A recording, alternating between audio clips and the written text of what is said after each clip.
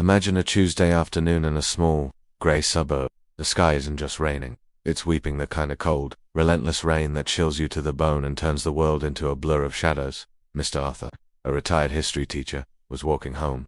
Since his wife passed away 3 years ago, Arthur had become a man of silence.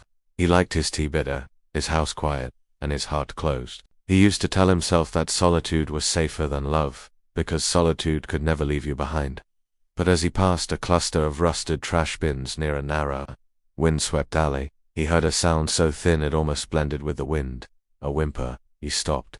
Beneath a soggy, collapsed cardboard box, he found a stray dog. His fur was a matted, muddy brown, and he was so thin you could count every rib through his skin. His back left leg was twisted at an unnatural angle, shivering against the wet pavement. Arthur wasn't a dog person. He valued his clean floors and his predictable routine.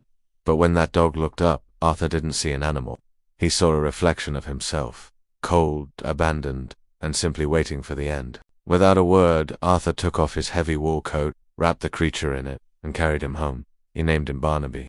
The first few months were a slow dance of shadows. Barnaby was a broken soul. If Arthur dropped a spoon, Barnaby would bolt under the sofa. If Arthur picked up a broom, the dog would tremble, clearly remembering the cruelty of a human hand before he ever knew its kindness. But Arthur was patient. He didn't force the dog to love him. He simply placed a bowl of warm rice on the floor and sat in his rocking chair, reading his history books aloud. Slowly, the distance between them vanished.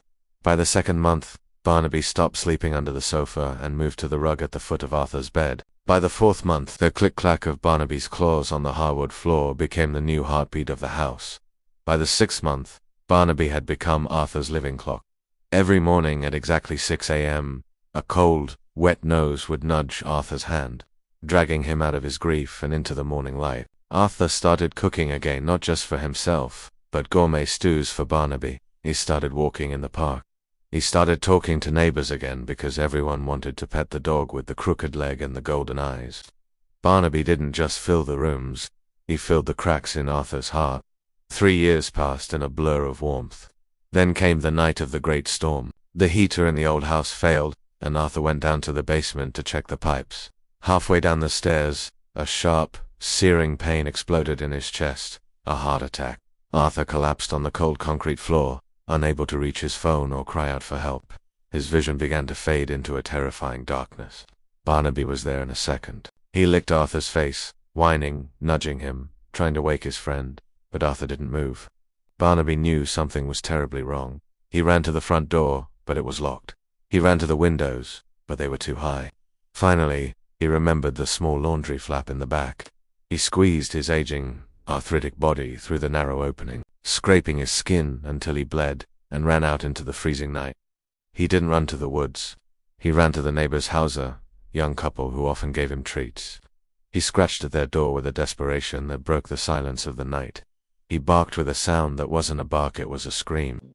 When the neighbor finally opened the door, Barnaby didn't jump on him. He ran toward Arthur's house, looked back, wailed, and ran again. They followed him. They found Arthur just in time. 2 days later, Arthur woke up in a hospital bed. The first thing he felt wasn't the 4-needle. It was a heavy, warm weight resting on his hand. The hospital didn't allow dogs, but the nurses, seeing Barnaby refuse to leave the hospital entrance for 48 hours, had made a quiet, merciful exception. Arthur whispered, "You saved me, you old rascal." Barnaby simply thumped his tail against the floor. But time is a thief, especially for those we love. 2 years later, Barnaby's body began to fail. The crooked leg turned into heavy arthritis, and his kidneys began to shut down. The vet offered to keep him on machines, but Arthur refused. He wouldn't let his best friend spend his final moments in a cage. Arthur moved his own mattress to the living room floor so he could sleep right next to Barnaby's bed. In those final hours, the room was lit only by the soft glow of a lamp. Barnabas's breathing was shallow and slow. Arthur stroked the grey fur on the dog's muzzle, his own tears falling onto the rug. "It's okay, boy," Arthur whispered. "I was the one who found you in the rain, but you were the one who rescued me from the dark. You can go now. I'll be okay, I promise." Barnaby opened his eyes one last time. He gave Arthur's palm a faint, sandpaper dry liquor, final thank you, and then, with one soft sigh, the heartbeat of the house stopped. If you walk past that house today, you might see an old man sitting on the porch. He looks like he's alone, but if you look closely at his face, he isn't lonely. Because when the wind blows through the trees, or when he hears the faint click-clack of a neighbor's dog walking by, he smiles. He knows that love is never wasted. Even if it ends in a long goodbye, the tracks a loyal dog leaves on a human soul never wash away, not even in the heaviest rain.